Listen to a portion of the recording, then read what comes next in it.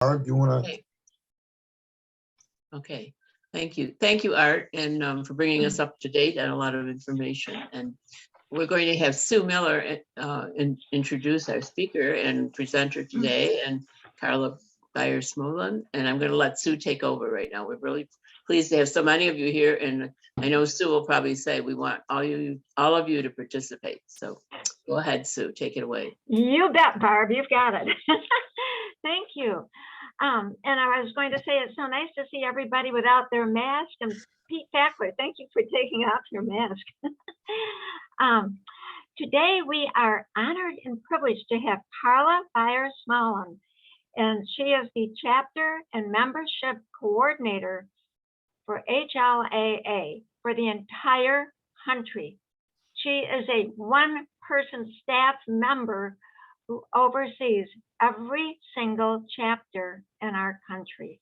And I think so anyways, she lives in Frederick, Maryland with her husband and 2 children, Michael and Rachel. And they were all at the convention when the convention was here in Rochester. And Rachel was one of the volunteers. And I think Michael came in near the end with your husband or whatever. Yes, but Rachel was one of our volunteers. They are both college students, and they also have a dog, Brooke, a gorgeous dog. I saw the dog on Zoom yesterday.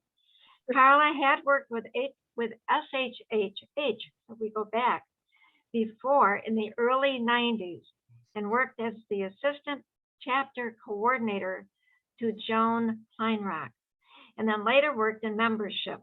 She left HHH or HLAA at the time. She left to raise a family and rejoined HLAA in 2019. And we are so delighted to have you here.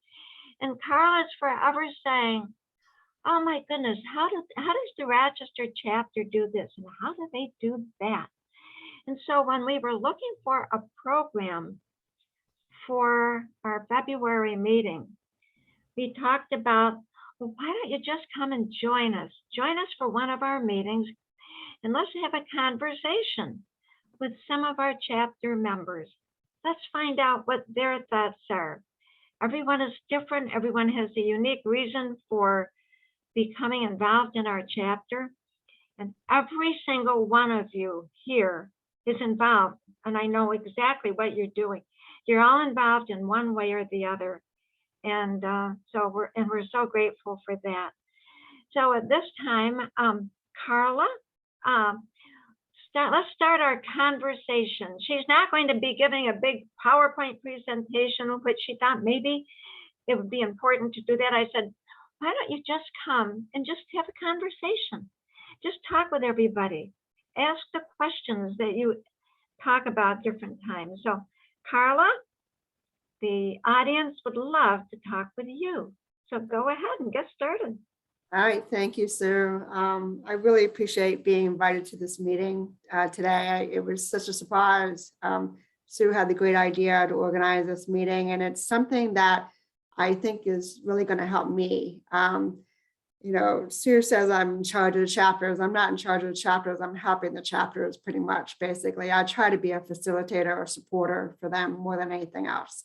And it can be a pretty daunting job. I have a lot of chapters that have so many issues that it's kind of hard to figure out how to do it coming back in after having been away for so long. When we were with, when I was with SHH in the early days, you know, it was all pretty much just starting out. And here I come back and all these chapters have grown. I mean, Rochester alone is almost 39 years old, and it's like a massive organization. And it's just an incredible model for a nonprofit organization for HLAA. And when I had the pleasure of visiting in Rochester at the convention, being my first convention back, I was just totally blown away by the organization and the support and the volunteer help. And it was just the incredibly warm and friendly folks from Rochester were just amazing at convention. And I know the HLAA convention would have not been able to get off the ground without the local support. And because of that, And I know that Sue and I have talked many times, and we've talked about chapters, and and I said to her, why? How is it that Rochester chapter has managed to be such a long-standing chapter for 39 years and have done well and continue to stay alive? So many chapters have aged out, and people have decided they've had enough and they don't want to continue. A lot of chapters struggle with lack of attendance. They struggle with finding leadership in the chapter to carry the chapter forward. There's a lot of lone wolf leaders. They pretty much hold the chapter together because they're doing all the work for the chapter, and it's really difficult for them. And some can't find new members, some can't keep members involved. So I think I'm looking to Rochester chapter as a mecca, because I'm amazed at the longevity that the chapter has and the commitment from the members that the chapter has, that it's just an amazing organization. So that's kind of why I wanted to have this conversation today. I'm also not a pro speaker like Barbara Kelly and Lisa Hamlin is. I'm just more interested in having a conversation. So I think that I wanted to know, how is it that Rochester does what it does? I want to know how you do it. First question I have is what is it about the Rochester chapter that you like? Can you all tell me what it is about the Rochester chapter that you like and that you keep continuing to come back? Well, okay, I'm moderating it, and I was asked to moderate it. And I'm going to start with two of our, okay, Marlene, I'll start with you. Make sure you unmute yourself. Everybody is muted. This is a conversation. Can't hear you, Marlene. There. Okay. First of all, thank you for not doing a PowerPoint, because I probably would have left the meeting. I find the PowerPoint is actually insulting in my brain. Number one, I came to a hearing loss because I was angry and frustrated, just like I imagine most of us have been with our hearing loss.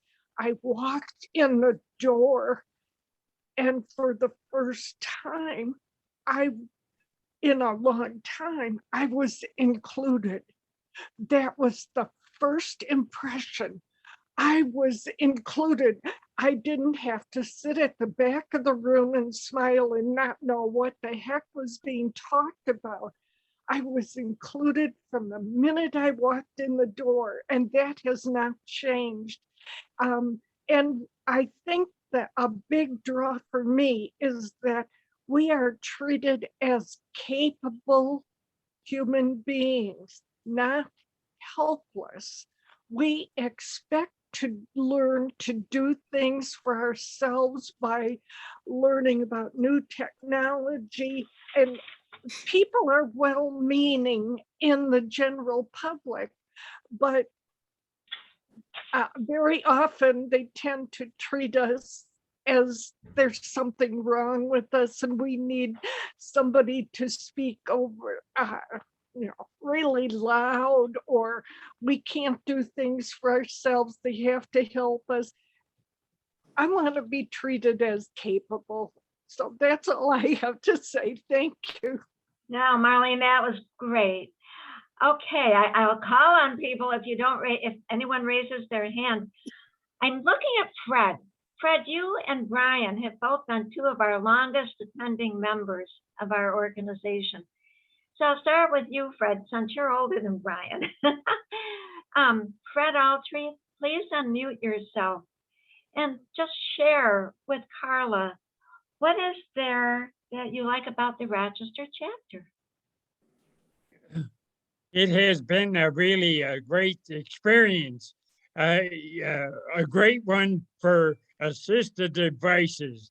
And now we have this section where we can go in there and try out all these new accessories that you have for your hearing aids. So many people don't realize once you get the hearing aid, that doesn't solve all your problems.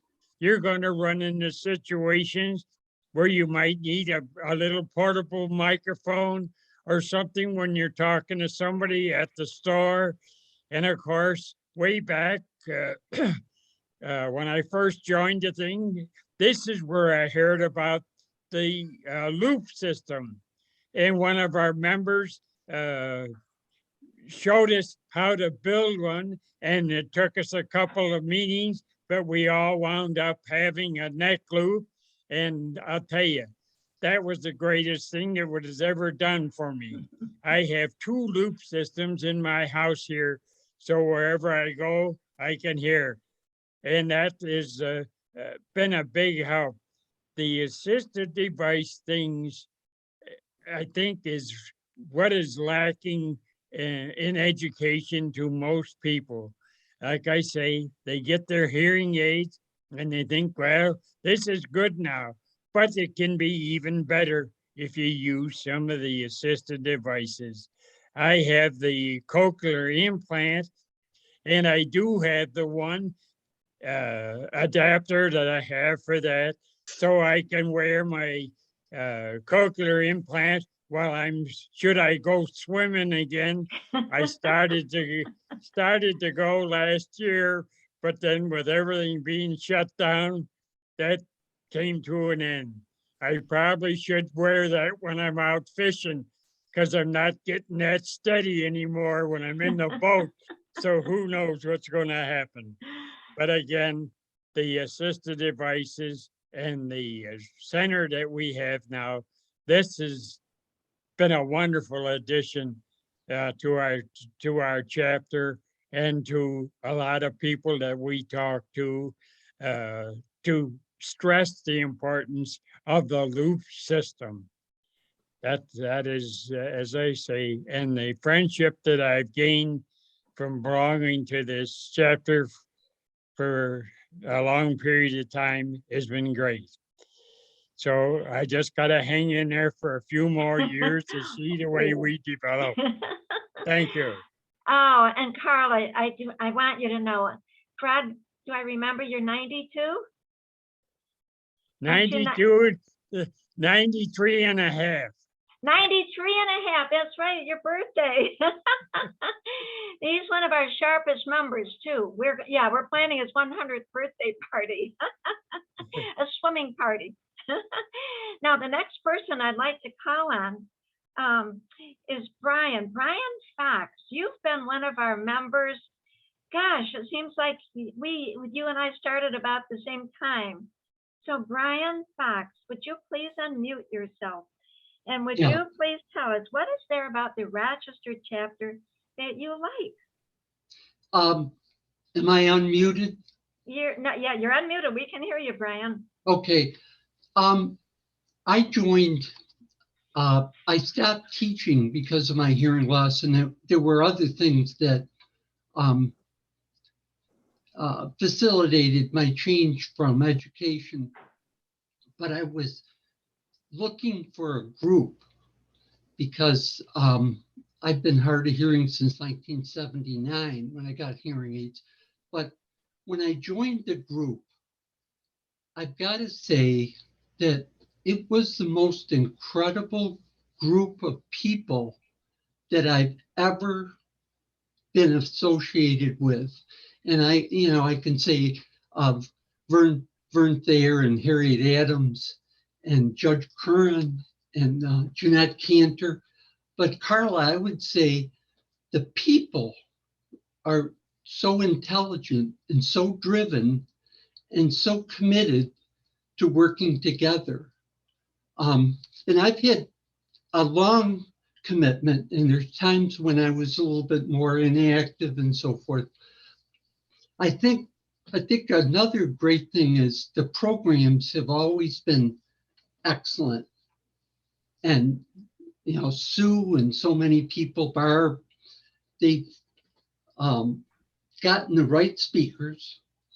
And now I just love, like Joe Kolzowski, what he's doing with the information group to maybe new hearing aid users. But there seems to always be people that step up, like the people I mentioned in the beginning. But my SHH friends and HLAA, probably they're the best I've ever known of people of hard work. And you know, I could add a lot more, but this group you're seeing here is just phenomenal. And we Sue especially, and Charlie Johnstone, when we had the 1988 convention in Rochester, that and our last one, but that step forward we did in what Sue was at 1988. Yeah. Yeah. That was a huge undertaking with the help of NTID at RIT. That really boosted our group a lot too, I think. But Brian, thank you. You know what? Yeah. I'm going to jump over. Thanks, Brian. Such good comments. I'm going to jump over and ask Charlie. Charlie, you oversaw all of the, for that 1988 convention. Weren't you in charge of all of over the technology for the whole convention? And it was something brand new. And so I want everybody to read. And so tell us about after all these years and your work at NTID and still overseeing all technology and then retiring and then walking into our meeting that day, right after you retired, and said, when we said, Charlie, what good, what are you doing here? We know you've been our consultant since day one in our newsletter, and you're always acknowledged there. But my goodness, you're here. What are you here for? And I'll always remember, well, I thought maybe I could help a little bit. So Charlie, tell Carla about the demo center so that she really understands what we talk about, because that's one of the highlights of our organization. Sure. And you oversee that with your team. And I do have to acknowledge Brian and Fred. They were the ones that really got things kicked off even before I've been a member since we started in 1983. I just was not able to participate at the level that I wanted to. But those two guys were among the founding people for the demo center, and it's called an assistive device demonstration center. And we weren't the first. We know that Regine Castle, for example, out in Redwood City, has had a demo center much longer than we have. We collaborated with her, and that's wonderful. We got the idea that there was a tremendous need that, as everybody knows, assistive devices are primarily available by mail order only. It's not likely you can go into a store and just buy something. And even if you do, where do you start? If you look at some of the catalogs, there's hundreds and hundreds of pages. Now, of course, they're all online, and it can be very bewildering. So it was a very basic concept that it would be once a month for a period of 4 hours. We were really fortunate that a local agency called Lifespan agreed to host us at their facility and keep our equipment there. That was the important thing, is the equipment resides right there. And so once a month we come in and set things up, and it gives folks an opportunity to try before you buy. Up until now, if you bought an assistive device, it'd come in the mail, you try it out, and it doesn't work for you. Well, you can mail it back, but what a hassle that is. Our is a very simple goal. We try to give people an opportunity to actually try out. We've separated devices into different categories. So in other words, we say this is not the only one. This is an example of this type of device, and there's many other choices. And we help them narrow down what their needs are. And we found that our model was successful because we use, it's not a lecture, it's not a presentation. It is a one-on-one.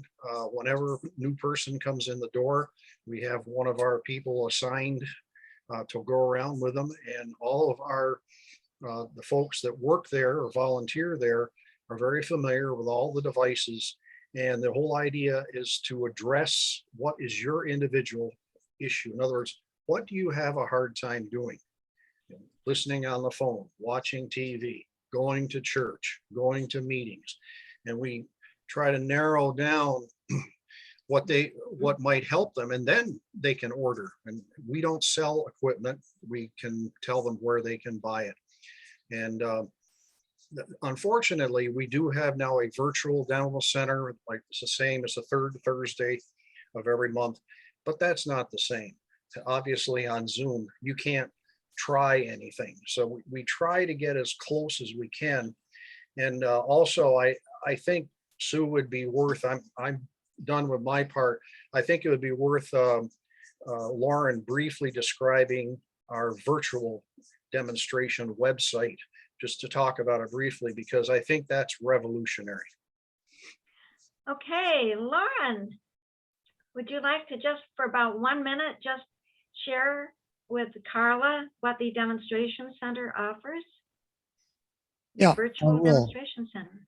Right. And I think what I noticed, and we probably all noticed, is that when people come into the live virtual demo center at Lifespan, it can be a pretty overwhelming experience for them. We have something like 8 to 10 volunteers there, and you might have, a number of visitors, and it gets pretty loud. So this is really overwhelming, and especially to have seen like 30 different devices and maybe tried one or two. When they leave, I was thinking that, they're going home, and it's like almost like visiting a doctor's office. You walk out of the office and you're not quite sure exactly what you heard. Shall I take one of these a day or two or what? And so the idea was to give those people in particular a way that they can independently look at the specifications, look at all the devices, and and see what it's all about. And also, where can they buy them, and can they see devices similar to the ones we have in the demo center? That's sort of the most convenient thing for a lot of people to do. And, Okay. and I think I don't know, is there anything else you need me to say about it? Or? Now I just wanted to make sure that Carla is aware of the demonstration center and the virtual with the virtual demonstration center, so that she can share that with other chapters. But there are so many of you who I'd love to call on, and we only have 35 more minutes to go. So if everyone can just speak for maybe one, we're only on the first question, but there's someone here who moved all the way from Grand Island because she used to attend every meeting. And it was from Grand Island, New York, which is past Niagara Falls, to Rochester. And she did that every single month for years and years. And so talk about what there is about our chapter that somebody might like. Janet McKenna, what was it about our chapter that you liked, that motivated you to move from Grand Island to Rochester? Thank you, Sue. I joined SHH in 1983, and that was because I heard Rocky Stone speak.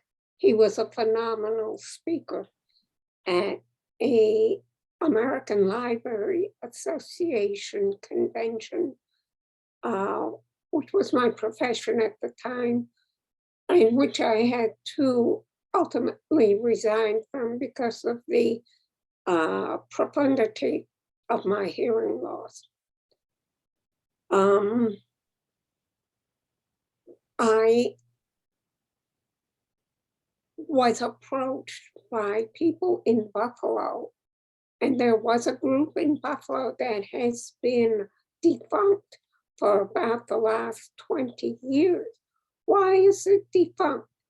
Because of something that you brought up about lone wolf people trying to shoulder all the responsibilities of a group by themselves.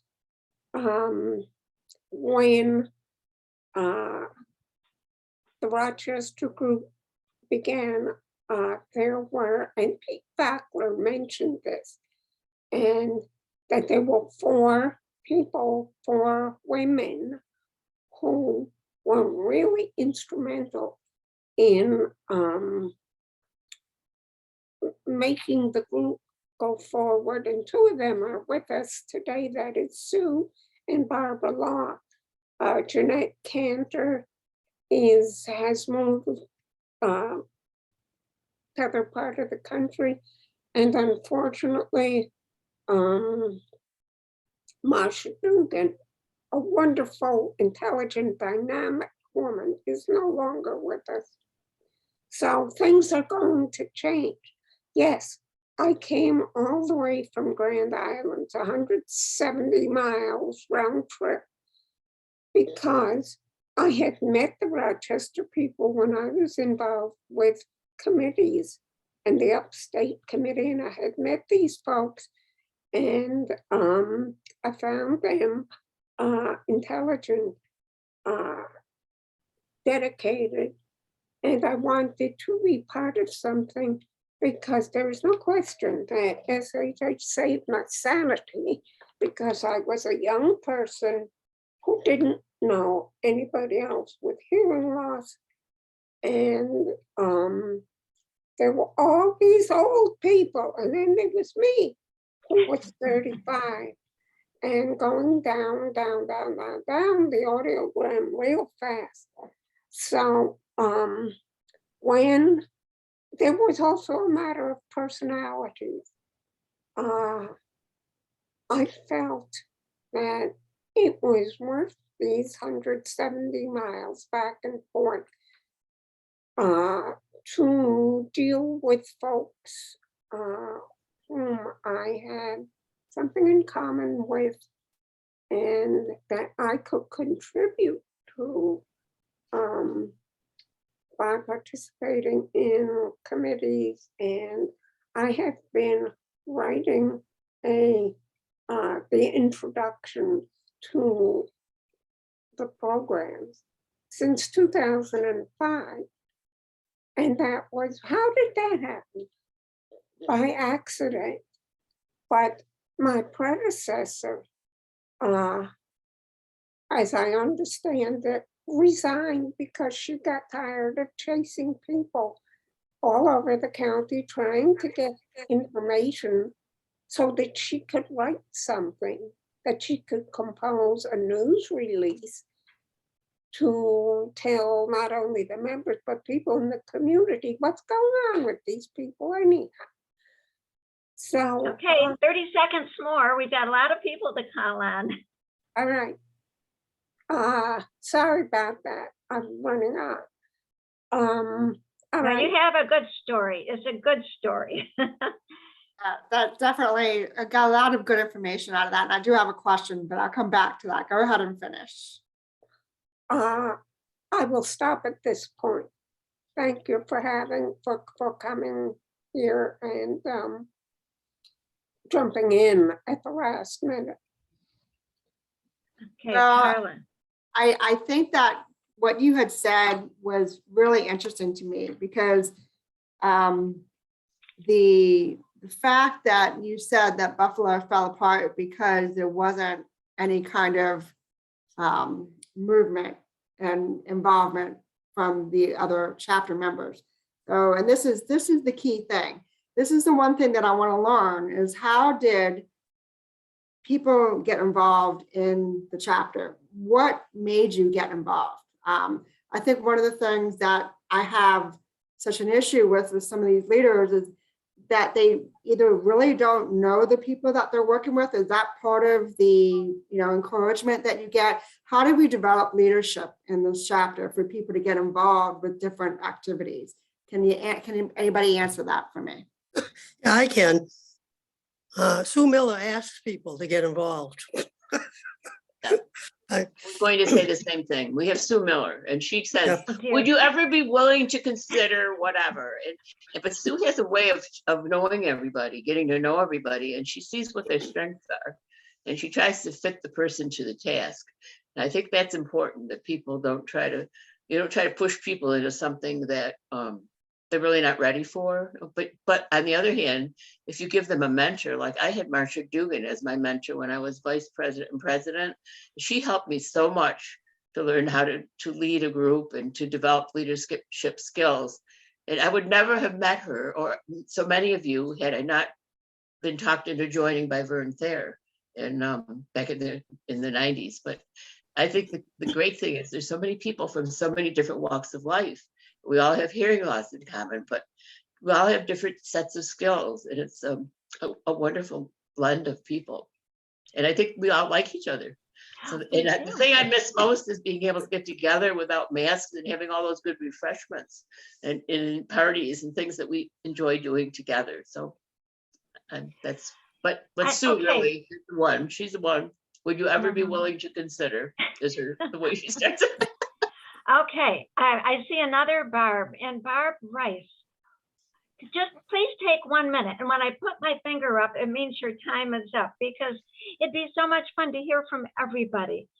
Okay, Barb Rice, what is there about the Rochester chapter that you like? Okay, well, I feel that I missed an awful lot, because I didn't find out about this organization till about 5 years ago. And I happened to read something in a newspaper, and I thought, well, that certainly would help me, because I've had loss of hearing for all my life. And if only I had known, I would have belonged to this area. And as it was, I didn't have enough time to really get as involved as I would like to have, but I have tried to do what I can. But I have to say that these are the most wonderful people. They are so friendly and so helpful, and I have learned so much from them. And I have to mention especially Sue, who's been fantastic, and she's so friendly and greets new people and makes them feel at home. And also Joe Kozelski is absolutely great. I have enjoyed being part of the Hope group, because I think I have a lot of experience with hearing loss, and other members too. The technical group I enjoy very much, even though mostly I am just sort of a greeter, but it really is very interesting to me. So thank you all for being a wonderful group and for giving me such a good time for all these 5 years. Bye. And Barb is actually Barbara Rice she is the liaison with our houses of worship. And she is very active in our education and outreach committee. And she's the one we call on and she's written articles for our newsletter. So she's very involved. And now I want to call on John Curtis. John Curtis, who looks like our movie star. John, would you unmute yourself? John, you're muted. So can you unmute yourself? And can you please tell us, hello? What is there about our chapter that you like? I'm not sure I could get it to work. Okay, are you reading me? Yes, what is there about the Rochester chapter that you enjoy? Well, I enjoy the people and the information I get at the meetings. The Device Center has been interesting to be able to help people. I enjoy that. Good. Well, John is also, he's our archivist. Janet McKenna was doing that, but now John is the one who is our archivist. And the next person, thanks, John. It's so good to see you. And the next one, and I'm just looking here, and different people seem to pop out. Pete Fackler, what is there about the Rochester chapter that you like?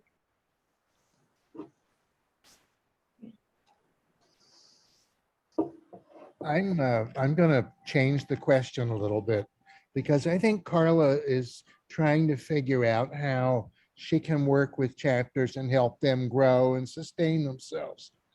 And I'll pick up on what Brian Fox was talking about, Janet and Barbara Law. It is about the people. We have outstanding people. We have quality and quantity. And there's just a lot of exciting things happening. But I think that begs the question. The question is, how do you make that work? And Barbara Law hit the nail on the head. It is involving people. People show up on our doorstep, or we learn about them and we initiate a discussion, and Sue gets the credit. She does. She's been so effective, and we've all learned from her about saying, would you ever consider? Oh, dear. And she and others have been so good about accepting the answer. Some people don't want to do much. They may just want to take a little niche place, and then they may grow. I mean, it depends on their our lives, who's working and who's not. I think there's another piece, though, that's really important. If you look around this table, and there are people who are not here, some of this group, Carla, this is like a full-time job. And I mean that. It fills the day. There is so much work. Art Maurer would probably tell you, he and I haven't talked about this, but I'll bet being a chair of this board is a full-time job. We know for Sue Miller, it's what she does. Dan Brooks, there are others. So that's an issue in terms of growing, sustaining, developing, carrying it on. It has required people who want to and can really devote the time that's needed, as well as the inspiration and all that. But if you were writing a textbook about successful volunteer organizations, I think you would just want to start with HLAA Rochester. It's really unbelievable. Thank you, Pete Fackler, and you all know he's on the National Board of Trustees. He is not only a board member, he's also the treasurer of National, and he's been the president. So he's very, very involved. And now he's the vice president of our New York State Association. So talk about being involved, Pete Fackler. You definitely are. And now I'm looking over and I'm seeing our webmaster, Michelle Gross. Michelle, what is there about our chapter that you like? And pick up on what Peter's perspective. How can other chapters grow like the Rochester chapter? Well, actually, I've thought about this, and I can give some practical input, I think, along with what Pete just said. First of all, when we have our in-person meetings, there are always greeters at the table. So the greeters come in, they give everybody signs in, they have a name tag, so you don't have to fumble around trying to figure out what somebody said their name is. If you're a new person, you got a little orange stickum, a little label, so that people knew to come up to you and talk to you, and nobody's afraid to talk to you about your hearing loss. You know, hearing people see you wearing hearing aids, but they don't want to say anything. But here, you know, people just jump right in, they welcome them and discuss their hearing loss. And the person feels very welcome, you know, plus they have a packet of information to take away.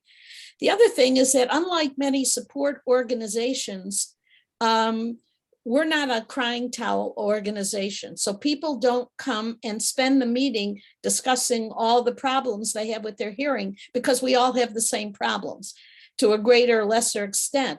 So instead of that, we're always looking forward. We're looking at something to do. We're looking outside ourselves and how to bring others information and how to, and so we're always kind of, rather than sitting in our little group and just talking about ourselves, we're all looking to what we can do to be more inclusive.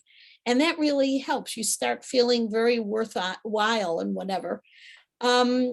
And Sue, I think her special talent, as Pete brought up, is that she has a very unique ability to find a person's interest, or maybe from a job they did or a hobby or whatever, and hone in on that and ask them if they would like to do whatever. And the other thing is she and all of us can take a no. So if somebody says no, you're not hammered, you're not badgered, you're encouraged. People are encouraged to come to any committee meeting they might want to come to. They don't have to join. People don't want commitments and they're afraid of them. So nobody here puts a noose around your neck. You're told you can come, come just see what it's like. If you like it, fine. You don't have to do anything. You don't have to participate. And before you know it, you're with a group of like-minded people and you can't wait to do something. So you take on a small task and the next thing you know, you're taking on another task and another. The other thing is that also a function that Sue has done, and others to a little bit lesser extent. Sue belonged to every committee. And if you look at our table of organization, we have many of them. So she devoted herself to that, and that allowed for good communication among committees, because that often doesn't happen. And when you have a group with a lot of committees, you could be working at cross purposes, or 2 or 3 committees are working on the same thing. This way, there is good communication. So solving that communication issue of how one group communicates with another, maybe it's through a board or whatever, it needs to be addressed. The second thing is you don't want to take too big of a bite out of the apple. If you're a small group, you can't do everything. So you kind of work toward a common goal. The other thing is there isn't any backbiting in the chapter.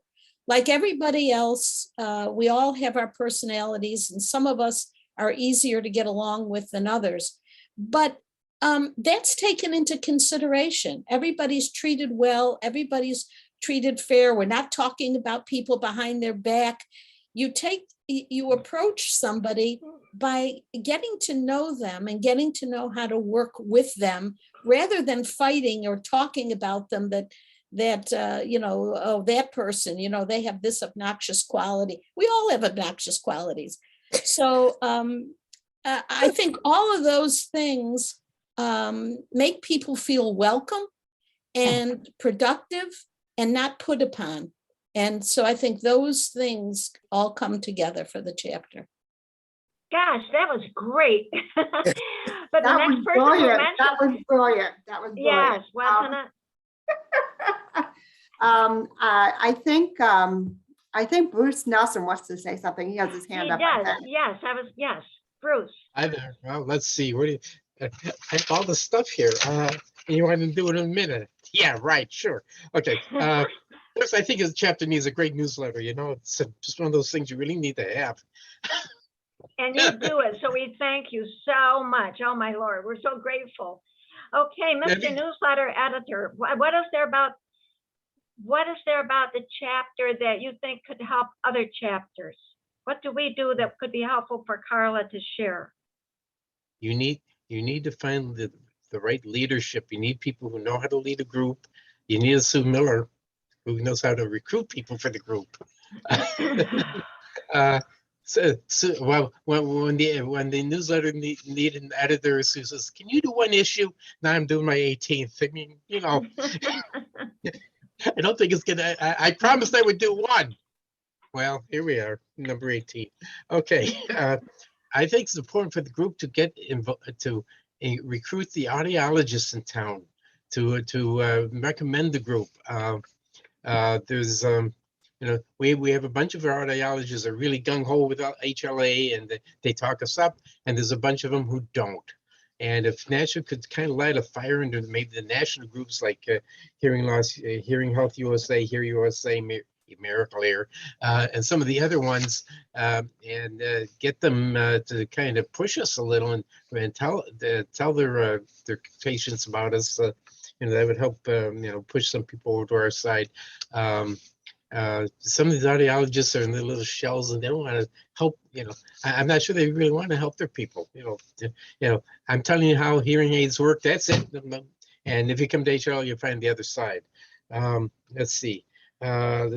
you need a good tech crew for when you have when I first joined the chapter, I was the tech crew. I was it. And I became tech crew because I worked for Caption Call, and Caption Call started sponsoring the captions, and Cameron says to me, well, we need to go to the HLAA meeting and get the captioning working for these guys. And that's kind of how I got into it. And then since then, a bunch of other techies kind of emerged from the woodwork, and Chaz came back, and Lauren came to the group, and Tim Witcher was helping me, and Dan helped once in a while. But since they could take over the tech crew, I don't have to worry about tech anymore, and I can worry about the newsletter. But I still dabble in tech once in a while. Let's see. Chapter's falling apart. The Binghamton chapter completely poofed when the chairman disappeared from town. That was it. She didn't have any backup. She had no other people on her committees or anything. And when she left Binghamton, the whole group just vanished from the face of the earth. And really, if a group starts, they really have to have. Well, in Boy Scouts, we call it too deep leadership. So if somebody leaves, there's somebody to replace them. And it's really important for a group to build two or three deep leadership, so that there's never a vacancy that kills the organization. That's so, when we first started, and probably many of you don't realize, but when we first started, we had someone to go ahead and lead, but then we also had a vice president.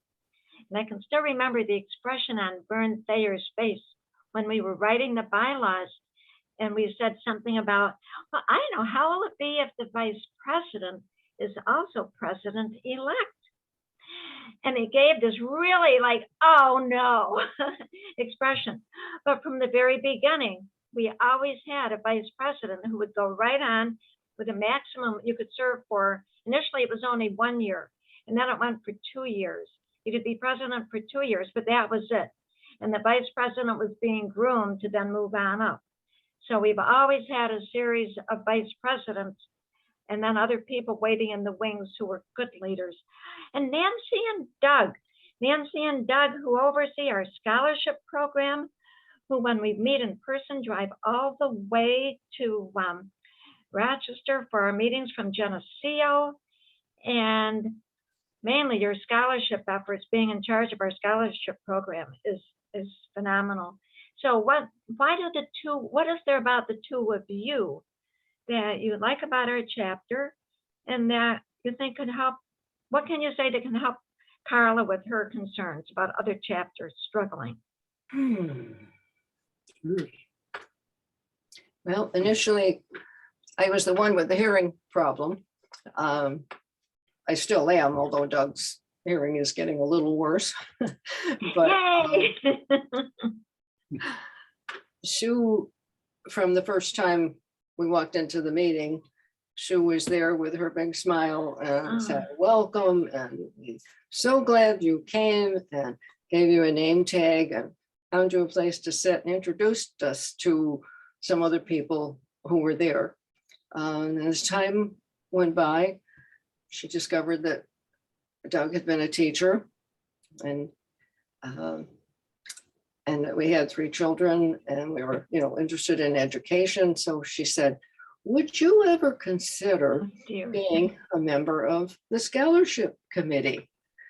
And I think we were members for 1 year, and then all of a sudden we discovered we were the leaders of the scholarship committee. It was a bit of a learning curve for us to get all the, the forms, and worked on the application for the students. We have a very good committee of a variety of people. Of course, Sue is with us. And over the 4 years, I think, that we've been on the committee, it's just been amazing to us to meet these young people.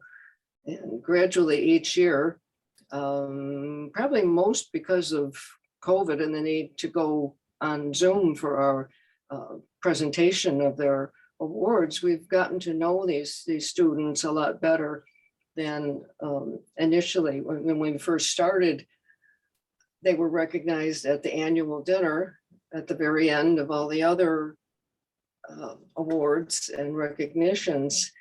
And all they had to do was stand up there and hear me read something about them and get their check, and that was it. With Zoom, we've been able to talk more with them at the meeting, and they have felt freer about bringing people in their family because it doesn't cost anything.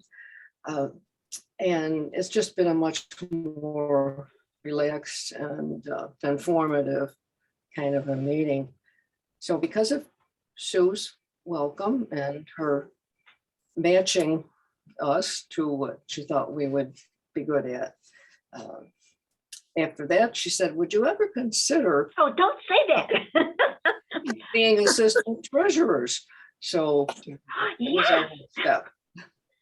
Anyway. Oh, my Lord, they take care of every single penny. Where'd Carla go? There you are, you moved. They take care of every single penny that comes into our chapter. They record it, they deposit it, and they send the information to our treasurer, who then puts the whole income and expense sheet together. I knew there was something else when I kept looking at you. But I'm going to ask a favor. I'm going to say, I just have one final thing I want to do because I know you want to close out in a few minutes. Okay.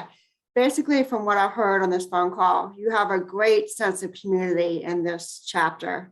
One of the things that I find that I sometimes have chapters that just have programs and they just program, but there's no room for socializing. Do you think that's one of the key things to this chapter, that you've had events where you can socialize with each other and get to know each other? Because I know this chapter has had a long history together. So I imagine you know each other. You're almost like second families, I'm sure. So I think that, I think that's one of the things that I'm kind of wondering. I know Sue is a master of what she does. I think she should have been, I think she would have been a great recruiter, because I think she had done such an excellent job recruiting people and matching people to jobs as people come into the chapter. And I think, I keep telling Sue she needs to give me a workshop. So with this, all what you have said is all going back to Sue, and Sue won't admit it, but I know it's a big part of the equation here. And I think, I think she's a great people person. She understands people. Yes, she does. And that's a skill that not many leaders have, or many people have. And that's something that is very key to keeping a community of people together. And I think, Sue, you need to pat yourself. Okay, now we're going to call on Art Mauer, because Art wants to communicate. He wants to say something. Yes, Mr. President. I just wanted to say that there's one other quality that Sue has, and so many of the folks that are involved have, and it's persistence. They don't give up. And so even when you say to Sue, she says, would you ever consider, and you say never, she will still come back around a year or so later and say, well, maybe you can do that now. So, the thing about Carla, the thing about socializing, that's one thing that I worry about in our now era of Zoom, because we aren't getting together interpersonally as much as we did. So as soon as we can, we want to get more things going. We're planning our annual dinner. We have a summer picnic. It's getting together and rubbing elbows is really important in this organization. Yeah. Okay, I see two other people who we have not seen in 2 years. And I'm so happy to see Ann and Dave Adamson. And we know what brought you, because Doug and Nancy Meyer are neighbors of yours in Geneseo. And Dave, what brought you to the Rochester chapter? And if you can unmute yourself on your iPad. There, you're not unmuted yet. Ann, can you unmute yourself? I think I'm unmuted There, now. you're unmuted, Dave. Oh, it's just so good to see the two of you. Okay, well, Okay, so we know what brought you, but we brought Nancy and Doug are the ones who brought you to your first meeting. But then what is there about the Rochester chapter that made you want to continue on and come to the meeting? friendliness of the people is a big thing. Everybody's so warm and friendly there. And the information that I get, just learning all the things that are available to someone hard of hearing like I am. It's Okay. amazing the stuff that's available out there. Oh, that's good to hear, Dave and Ann. And Judy Markowski, who is our legislative chairperson. Judy, what brought you to the Rochester chapter? Well, I think I don't have a hearing problem as bad as some folks do. I got the newsletter because I saw it in the city newspaper for several years. And then I started coming when I retired, and I'm an information person, and I love the information. I think two things, people getting together before the meeting is important. And I think the extra meeting ahead of time, sometimes when you have hearing problems and you don't understand and you want to gripe about it and you want, and if you come to one of our regular meetings, we don't do that. We're doing a speaker. But if you go to the meeting ahead of time with Joe Kalinsky, you get that information, you get that chance to talk about, how do I wear it? What about this audiologist I have? They're saying this and that and that will get people to come for what they're coming for, and then they can join the other meeting and maybe expand what they want to later after they, there's so much information when you're first starting with this. I can't, that it's overwhelming, but if you gradually move from one meeting to the other, or just go to the second meeting, you'll gradually start picking up information, but you have more of a chance to talk about it if you keep going to the early meeting with Joe. So I think those are kind of key pieces. And the other thing I will say, that the Rochester area, I know we struggle with all kinds of things, but they're used to people with, because of NTIG, they're used to the deaf people, and is more professional. I think professionals are willing to and get involved with a group like this, because hearing loss and deafness is way up in Rochester's viewpoint. People know about it. So it gives us, I think we have a little advantage on that level. Great. Okay, 30 seconds. Carol Bradshaw, who oversees our evaluations every year. 30 seconds, Carol.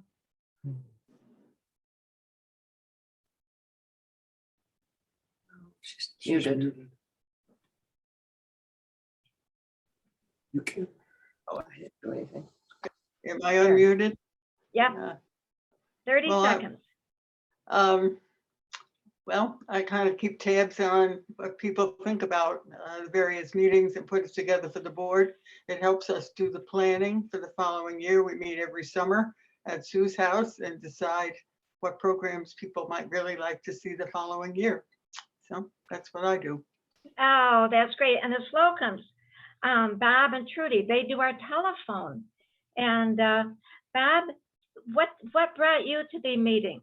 And you've got 15 seconds. Okay.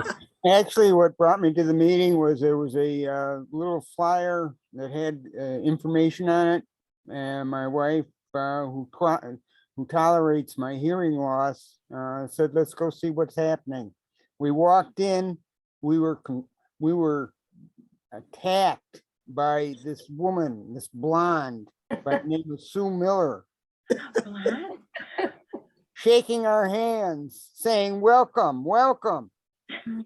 And after about a year and a half to 2 years, she said, "Would you consider manning or taking care of our contact emergency or information phone?"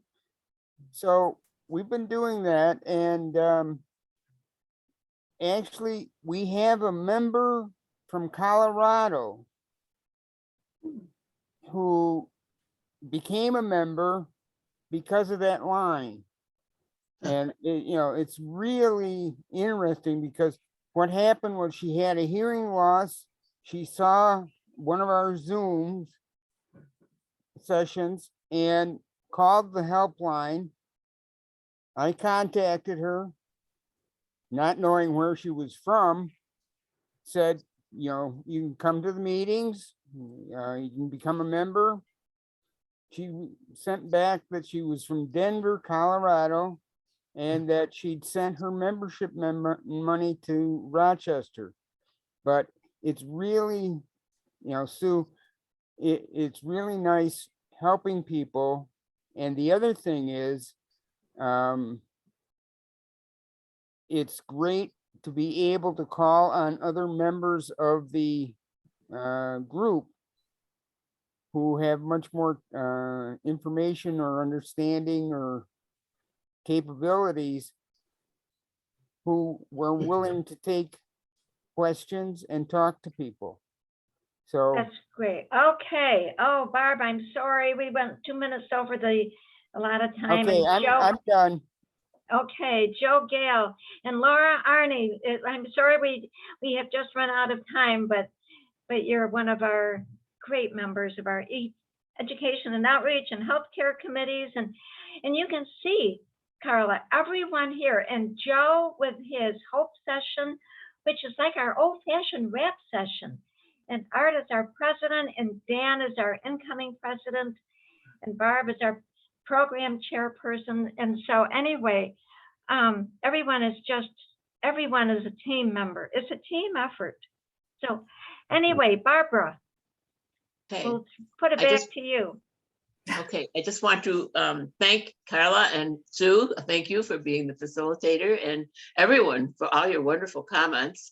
And I hope you'll be back with us again next month to hear for the Ask the Audiologist program. And if you weren't with us earlier, please come up with some great questions for our audiologists, Pete Hart and Carly Alicia. So please fill out your application forms. Art, you want me to remind them to do that? I just want to Please fill out- remind the evaluation, that's all. Yeah, do the evaluation form and then send them to Carol. It's at the bottom of your invitation, your Zoom invitation. So please do that. So thank you everyone for coming, and thank you, Carla, so much. So Thank you. Thank you. I'm Thank going you to so much. stop the recording, but I will leave the meeting running. Joe, thank you very much. You can go ahead